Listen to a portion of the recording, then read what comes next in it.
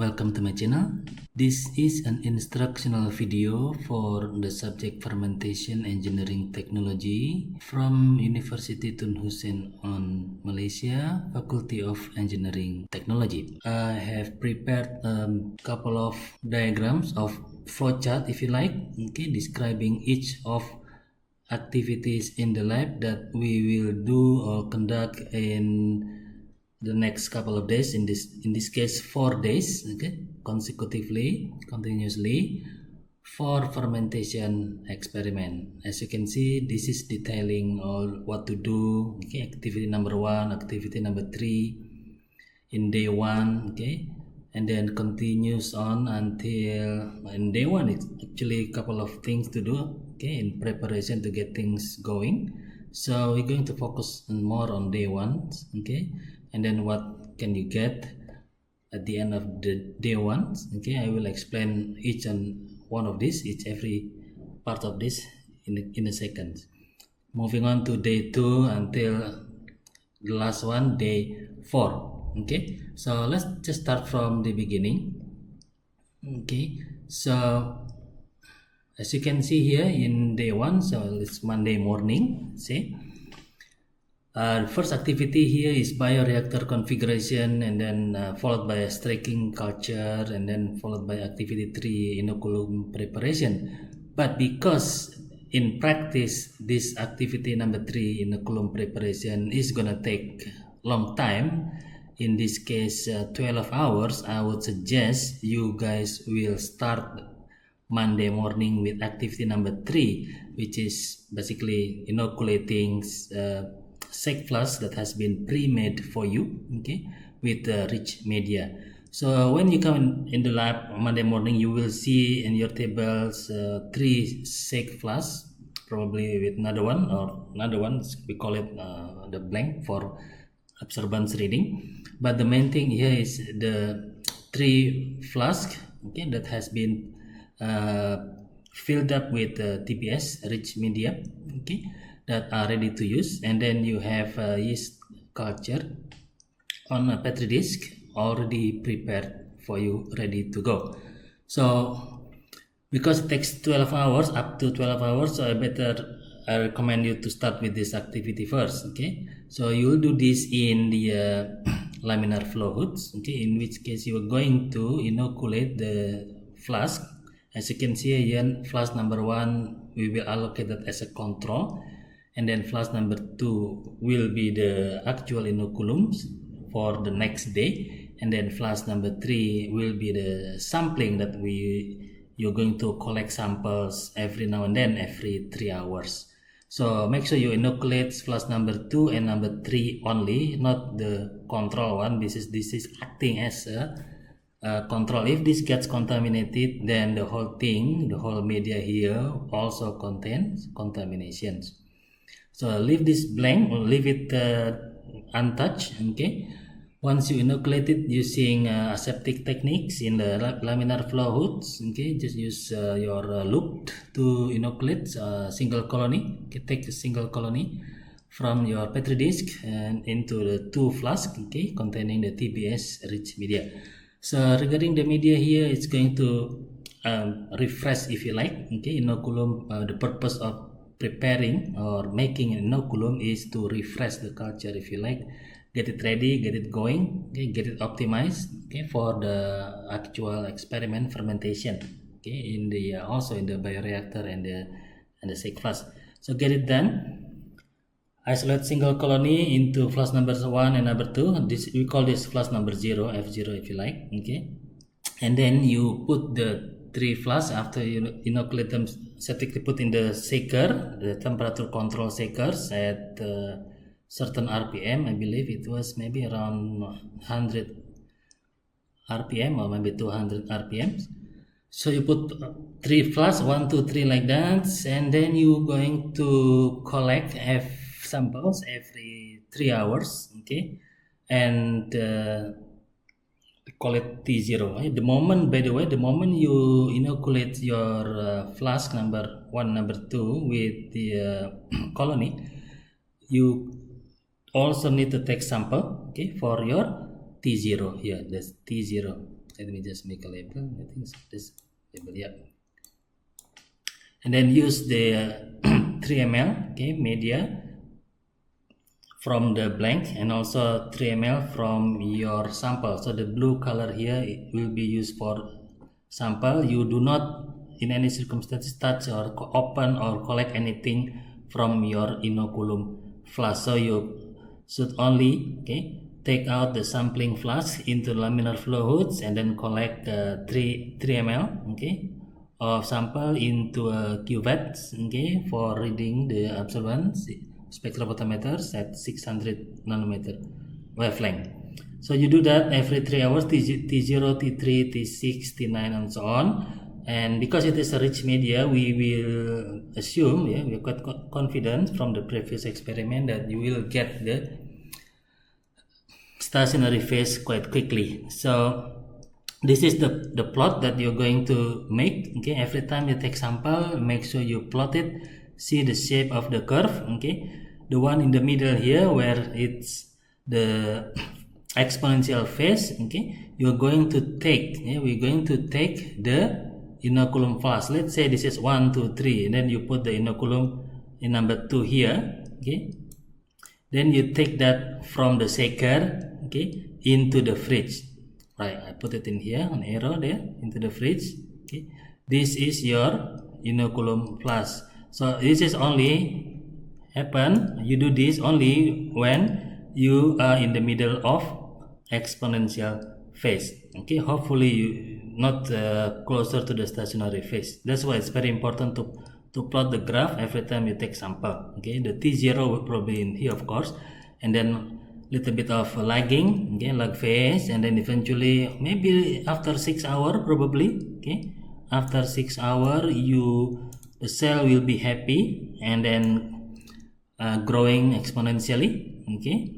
At that time, about 6 to 7 hours probably, you remove the flask containing, or the inoculum flask if you like, isolate it from the shaker, put it in the fridge at 4 degree. Yeah? It's not freezer, but fridge at 4 degree to slow down the growth, okay. So basically it already reached the optimum phase or growth rate if you like, okay, and it's get ready, and it's being prepared for the larger scales bioreactor fermentation on the next day, on the following morning, okay.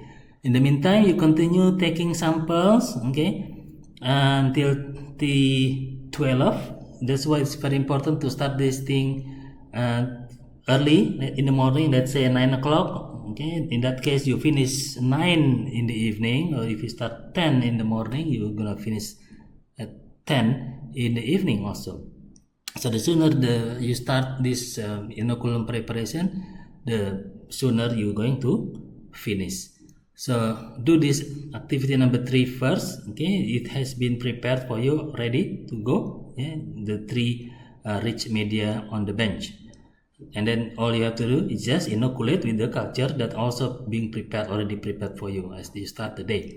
Okay, once it is in the shaker, you already collect sample 0, T0, and then take the readings against the blank, okay, and that will be your T0 data, okay.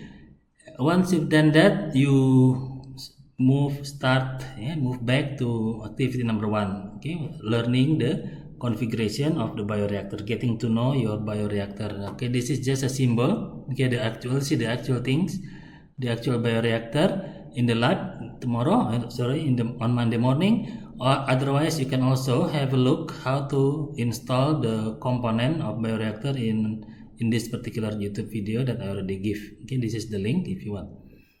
So you refer to lab manual number 2 and 3, okay. So one group will be 1 bioreactor, one group will be 4 or 5 students, okay. The objective for this is to get to know the parts or components of bioreactors, which includes the condenser, the oxygen probes, temperature probes, spargers, the air bubbles, okay, the motors, etc. So then the first thing, in the morning, it has been assembled for you, and as part of your hands-on experience, you are going to disassemble the bioreactor first. Okay, don't forget to take pictures if possible, so that you can remember. Okay, learning by doing. Once you know how to disassemble this bioreactor, you then try to reassemble them. Okay, so that's why it's very important to take pictures. Okay, we will be there and watch over you. Okay, and the lab technician will also help. Okay, to make sure the setup of the system is installed properly. Okay, once you are familiar with the parts, components of the bioreactors, including the condenser, the cooling system, the spargers, the motor, the anti-foam mechanical foam breaker, etc. Then and then you reassemble them back. Okay, and then you can split the groups into two. 3 students start doing the next activity, which is streaking activity, streak culture in the laminar flow hoods. In this case, you're going to refer to lab manual number 1. Okay, so you will be provided with 3 empty petri dish. Okay, it already contain agar, of course. Okay, the same principle. You isolate 1 petri dish for control, and then the other 2 for different streaking techniques. We have T streaking techniques and then quadrant streak. Yeah, T streak and quadrant streak. So you isolate a single colony from your yeast culture, okay, using aseptic techniques in a laminar flow hoods. You try to do the streaking, and then after that you put these 3 flasks into the incubator. Okay, so just go back in case I forgot. No, okay, no problems. Okay, remember I saw this lab blank. I mentioned about lab blank flask. Okay, you do not put this blank into the shaker. Okay, only put the 3 flasks. Okay, into the shaker and leave the blank in the room temperature, because the purpose of this blank is for absorbance, reading the absorbance at the spectrophotometer, and you have the control here to ensure that there is no contamination, or there is contamination based on the progress of your control flask. So 3 flasks will go to the shaker. Okay, so this part is finished, and then you can, this is the objective, of course. For this streaking, you practice obtaining single colony, you practice your aseptic techniques using the 2 different streaking techniques. Okay, so activity number 3 has been explained, and then the other activity in day 1 that you need to do is media preparation. Okay, so for more details, you refer to our lab manual number 3. Okay, so for media preparation, you are going to prepare standard media, synthetic composition media. Okay, 2 liters for bioreactors, and then 1 liter for shake flask experiments. Okay, for 2 liters media for bioreactor, you're going to refer to the lab manual for exact composition, exact ingredients. Okay, and just briefly, you're going to construct in 1 liter containing the media ingredients only. Okay, and then the other 1 liter containing glucose only. So the total will be, once you combine the media ingredients and the glucose ingredient, they combine become 2 liters later on. Okay, but in the moment you're going to autoclave this media separately into 2 groups, basically group 1 and then group 2 containing glucose only. So because you're going to combine this into 2 liter, you make sure you double the concentration of all the ingredients, where you have yeast extract, you have magnesium chloride, potassium hydrogen phosphate, ammonium phosphate, etc. So you refer in more detail in our lab manual number 3. And then once you weigh exactly, you make sure it's double, because you're going to make it for 2 liters. Yeah, so you put it in 1 liter first. You double the concentration that the recipe, if you like, that is written in the manual, using the balance. Okay, put it in 1 liter. So we call that 1 liter concentrated 2x, in brackets 2x media. This is containing all the ingredients only that I just mentioned. And then another 1 liter also concentrated, which is 2x, double the recipe that is written in the manual, of glucose, because later on you're going to combine this 1 liter with the 1 liter to make it 2 liters. So the whole concentration become diluted into 1x once you combine them later on inside the bioreactor. And then on the other part is for SEG+ experiment. For the first one is for the bioreactor, and then the second part here is for SEG+ experiment. You're going to make 1 liter, but this 1 liter you split into 2 components containing media ingredients only, and glucose only. The reason for that is because we don't want, the media combined with glucose to give opportunity for the microbes to grow, yeast, bacteria, and so on. If we separate them, then autoclave, there is a very little chance for bacteria to grow because there is no energy, there is no glucose in the ingredients media. So you make half liter, containing the recipe. We call this 1x. This is 1x media ingredients in half liter. So whatever the table that you see in the manual, just make that exact weight into into half liter only. And then whatever the recipe for glucose, let's say 45 gram, you put that 45 gram in half liter. Okay, next, so this is half liter. So later on you're going to combine the half liter with half liter to make 1 liter of media for SEG+ experiments. You're going to combine that later, in the laminar flow hoods, using aseptic techniques also, that I will explain in a minute. So use the microbalance to prepare to weigh out exactly the ingredients. So the first one is half liter of 1x media, and then half liter of 1x glucose. And then the next activity, this can be done by 3 students, is sterilization by autoclaving. So in this case, you have the 1 liter concentrated 2x media that you prepared, before. You're going to transfer it into the bioreactors that you already assemble, in the morning, or after you did the culture inoculation. So you put 1 liter of 2x concentrated media inside the bioreactor. So this bioreactor will contain the media, but only 1 liter. And then you have your 1x concentrated glucose, concentrated because it's 2x, that you already prepare from here. So it's there. Let me just cancel. So that's 2x glucose is the one that you make in here, concentrated glucose media. And then you have a flask media and glucose that you prepare here. That one, come to this one and this one. And then you, as the title said, you're going to sterilize by autoclave. So all these things, all the bioreactor containing the concentrated 2x media, and then one container containing concentrated glucose, and then half liter of media, half liter of glucose for the SEG+ experiment. You put them together in the big baskets, into the autoclave machine.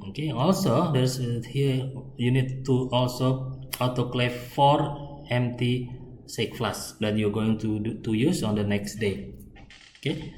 So at the end of the sterilization by autoclave, you should have sterilized bioreactor containing the media without the glucose, and then you have a container containing, or a bottle containing concentrated glucose that has been sterilized. And then you have 4 sterilized SEG flasks that you put in here together that we will use in the next part of the experiment. And then you also have a sterilized media and glucose for flask fermentation. So this is another bottles, containing half liter that you're ready to combine on the next day. So this is first we're going to sterilize in day 1 and then use it in the day 2. Okay, so get it ready for second day, first thing in the morning.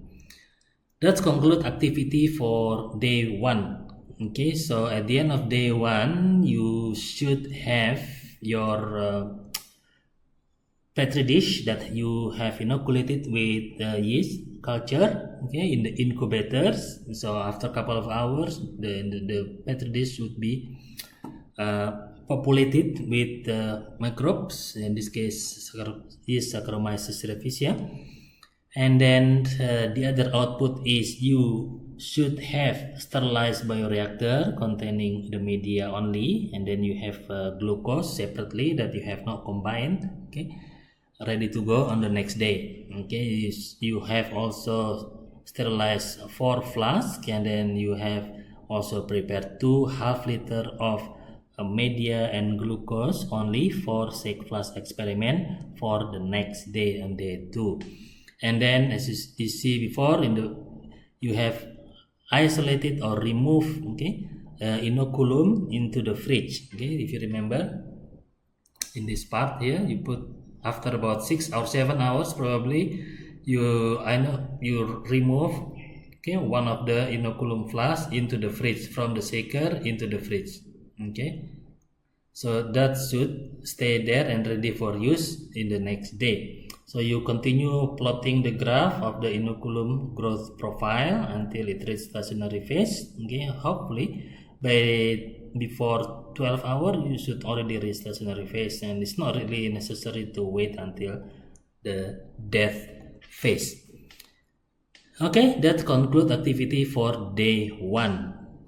On day 2, Tuesday morning, you have also a couple of activities. Activities number 1 is shake flask fermentation, and activity number 2 is bioreactor fermentation. I suggest you start with bioreactor fermentation. Why? Because, well, it's baked, yeah.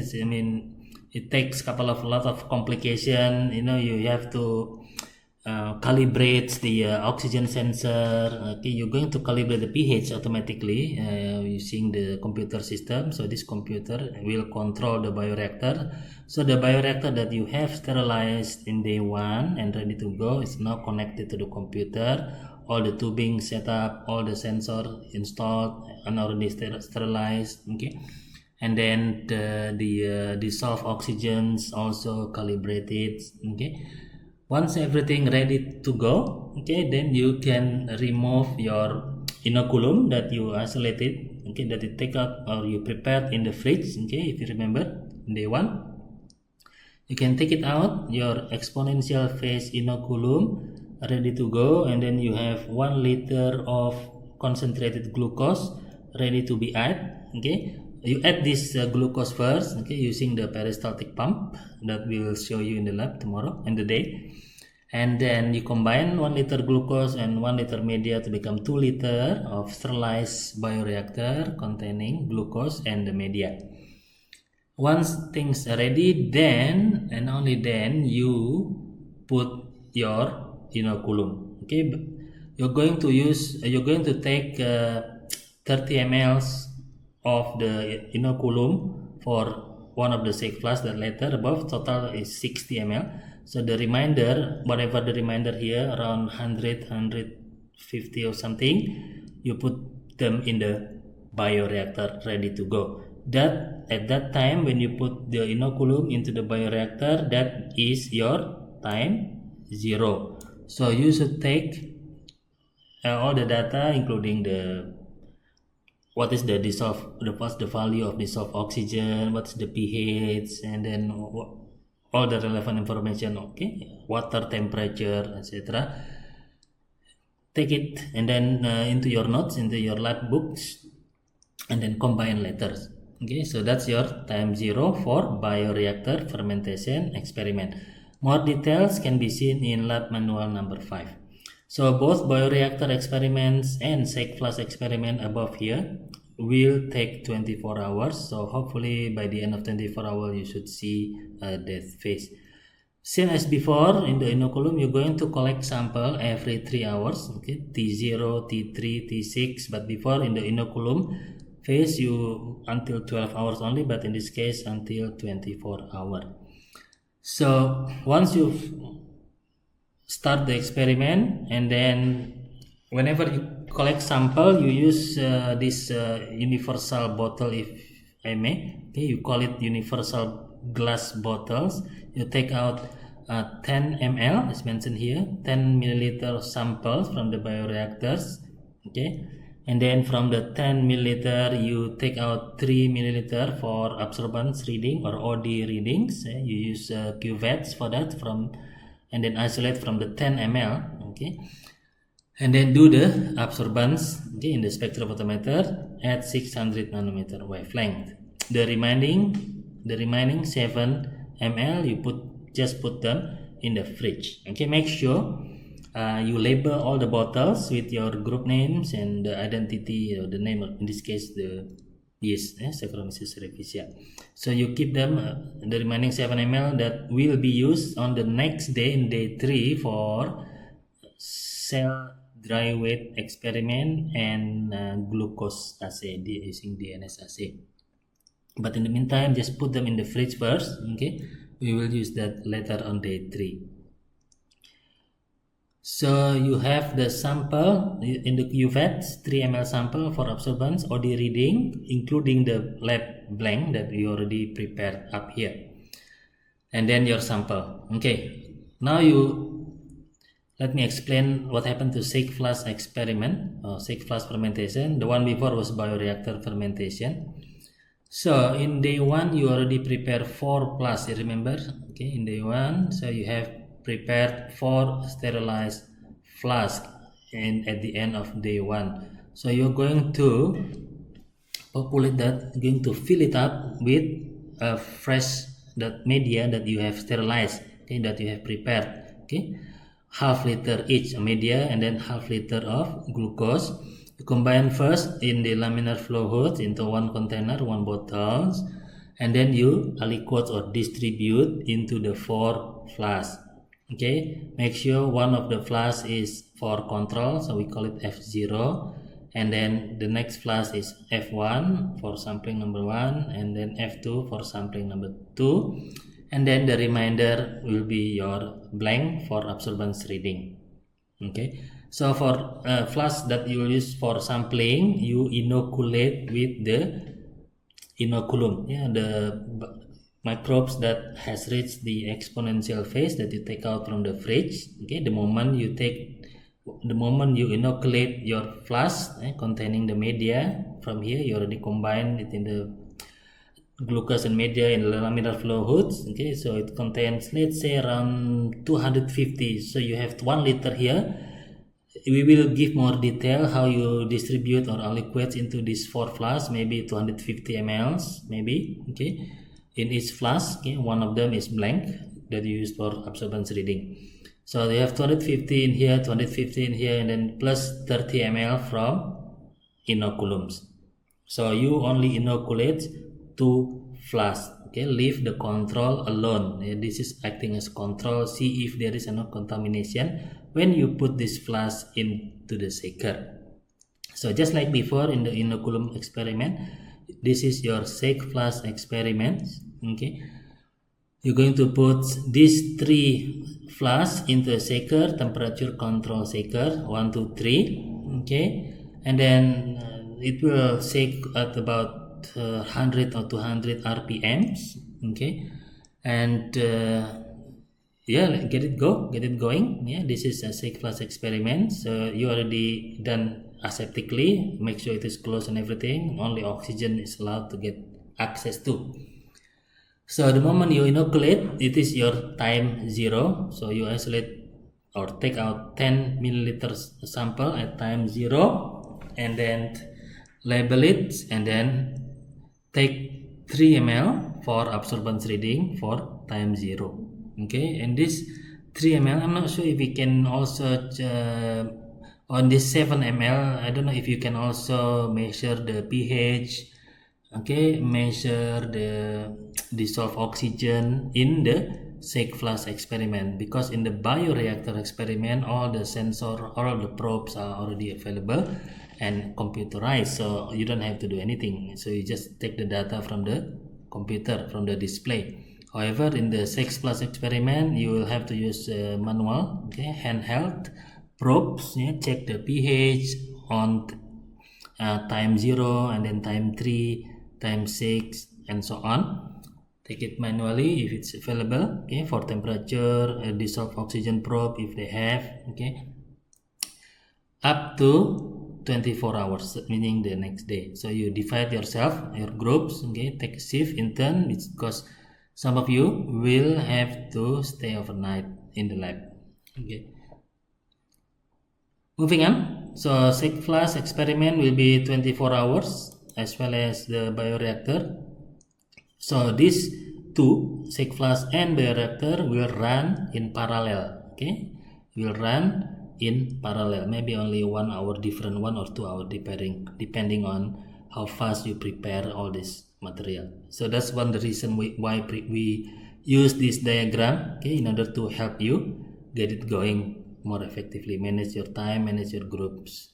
That's mainly it for day 2. Yeah, day 2 focusing on conducting or running 6 plus fermentation and bioreactor fermentation experiment. As you can see here, both 6 plus and bioreactor will be measured, okay, using spectrophotometry at against the blank. The blank is, in this case, I forgot to mention, is media only, okay, live at room temperature in the lab. So it's media only. And then, yeah, you should have both data from bioreactor and data from the 6 plus experiment.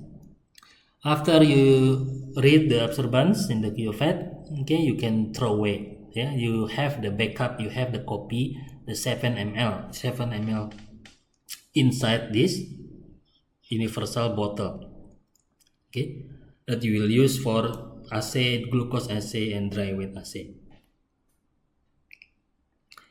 Okay, continue. Every time you take sample, make sure you plot, okay, you plot into a graph like this, absorbance, time against the absorbance, indicating the growth, okay, based on the cloudiness, if you like, okay. And also do not forget to record, okay, the value for dissolved oxygen, pH, temperatures, everything, every time you do the sampling. So you will have not only absorbance, yeah, growth profile like this, with comparing between 6 plus and bioreactor, you should also have the value of temperature, which should be constant, okay, oxygen, which is also constant, pH maybe fluctuated a little bit, but we'll see, okay. So that's 6 plus and bioreactor fermentation. So at the end of, well, it's not really at the end because it continues until 24 hours the next morning. So the output for day 2 is number 1, you have the pictures or image of your plates. So this one should have been done first thing in the morning. I mean, if you started in day 1 at 10 o'clock, then you can take picture of around 10 o'clock also for your streaking techniques, yeah, T-streak, quadrant streak, etc. Take image, okay. Ideally you should have the beginning and then at the end, okay? Never mind. So you just see if you can isolate or if you can create a single colony from your petri dish. So you have your image of your plate, ice tracking technique, and you have samples of from your bioreactors and from 6 plus fermentation in the fridge, okay, the remaining 7 ml every time you took sampling. Okay, you have data of pH of all of this, okay, ongoing fermentation experiment for 24 hours, pH, dissolved oxygen data, temperature data, and absorbance data, okay. So that's the main activity in day 2. Moving on to day 3. So day 3 is focusing on analysis.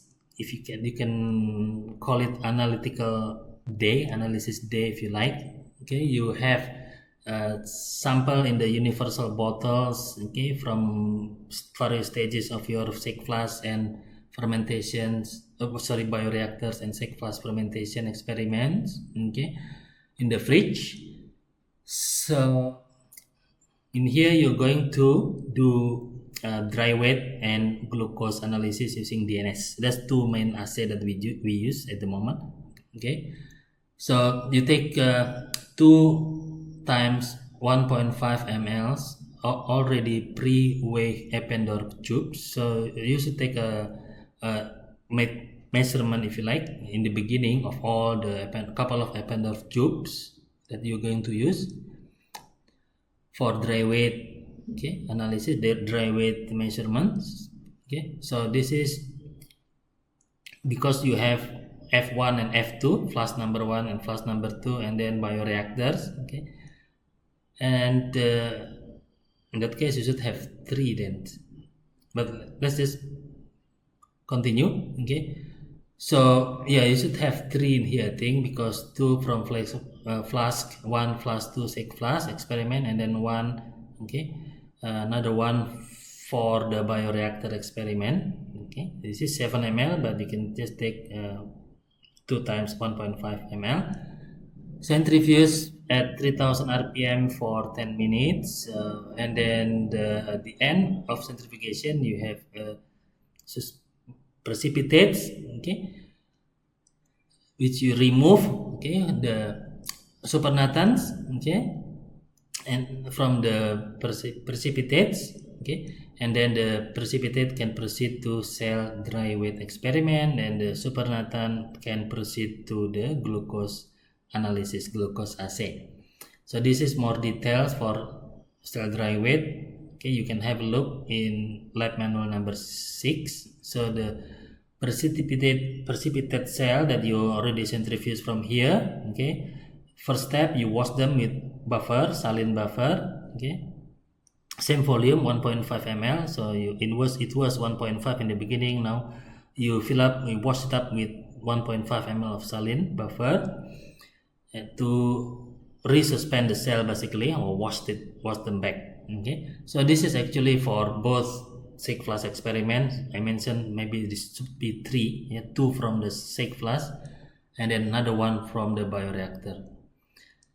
Maybe another 2 also from the bioreactors also. So you have 2 and 2 from flask, 2 from bioreactor. Total is 4 Eppendorf in here. Okay, from each experiment, sec flask 2, bioreactor 2, so that you know the weight of. Wash it up with buffer, saline buffer, and then again centrifuge this saline buffer, move it away, and then you can remove or decant the supernatant, which is basically saline buffer. Maybe you should do this 2 times, maybe. Okay, check with your instructor on the day, and then after the washing and centrifuge, okay, remove the supernatant, decant supernatant, you put them in the oven at 90 degrees C for at least 20 hours. So that might be a good idea to do this first thing in the morning also. So you do the actual dry weight, okay, later on in day 4. This is day 3, by the way. So you process all the samples that you collect from sec flask and bioreactor experiment to do cell dry weight according to lab manual number 6, and then glucose analysis according to lab manual number 6 also. So for glucose analysis, okay, you will need to prepare or to make standard curve first using known concentration of glucose, that you know exactly how much glucose in each of these, let's say 1, 2, 3, 5, 6, total 6 Eppendorf tubes containing a known concentration of glucose. And then you proceed with DNS method in the lab manual, read the absorbance, and then you plot the graph of the glucose concentration against absorbance. Okay, this should produce color. DNS should produce color that can be read, okay, at absorbance 540. So from this standard curve, you can then get the equation from the straight line, yeah, y equals to mx plus c. M refer to the gradient. If you plot this using Excel, you can generate the equation automatically, and then use that, okay, in the subsequent process to know the actual concentration or actual glucose concentration in the unknown sample, in the sample that you collect before, because those sample you don't know how much sugar in there. So you prepare glucose according to the manual, let's say from 0 glucose to 0.1 milligram per milliliter of glucose, that you know the concentration from each of this bottle by dilution, okay, depending on the dilution, and then plot it as a standard curve. Get the equation automatically using Excel. And then for the sample, remember the first one is the standard. Okay, this is your actual sample from the Shake Flask experiment and also from the bioreactor experiment. You continue the same methodology, okay, DNS methods, and then similarly you read the absorbance at 540, but only this time from the absorbance value you can use the equation that you obtain to get the estimate of the glucose concentration in your sample. Yeah, now this is the standard that you already know the glucose, but in your sample you do not know. In theory, you should get a curve like this, where as the fermentation progresses, the number of glucose decreases steadily. Okay, so you can plot this using the standard curve determined from glucose concentration and plot the graph. Okay, hopefully you will see something like this, because in theory, as the fermentation proceeds, the number of glucose decreases from whatever it was in the beginning of the fermentation to a very, very small concentration that you will see based on the absorbance reading. So from you should get output of day 3, you should get cells in the drying, okay, in the ovens, you have a standard curve, and then you have your own sample curve. You should also plot your pH versus time, dissolved oxygen versus time, temperature versus time, etc. That's the output of day 3. On day 4, so the main activity is continue with the dry weight measurement, because you already oven it for 24 hours. Okay, you can then take out from the ovens and then weigh it. Okay, and then take the difference, because I told you in the beginning, you already know the weight of each of these Eppendorf tubes. So the difference between the new weight and the empty weight is the weight of your biomass, dried cell weight, DCW. Okay, so you can plot that also, DCW against time. Hopefully you get something like this. So that's the main activity for day 4. It should be simple and straightforward. Just get the weight measurement. And on this day 4 also, make sure you clean up everything. Bioreactor should have been done in day 3. Once you finish the experiment, bioreactor experiment, okay, 24-hour experiment. So you could clean up your bioreactor and Shake Flask in day 3.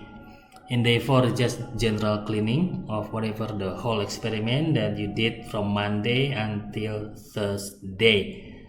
So I think that's all. Thank you very much for your attention. I hope it is clear. Thank you.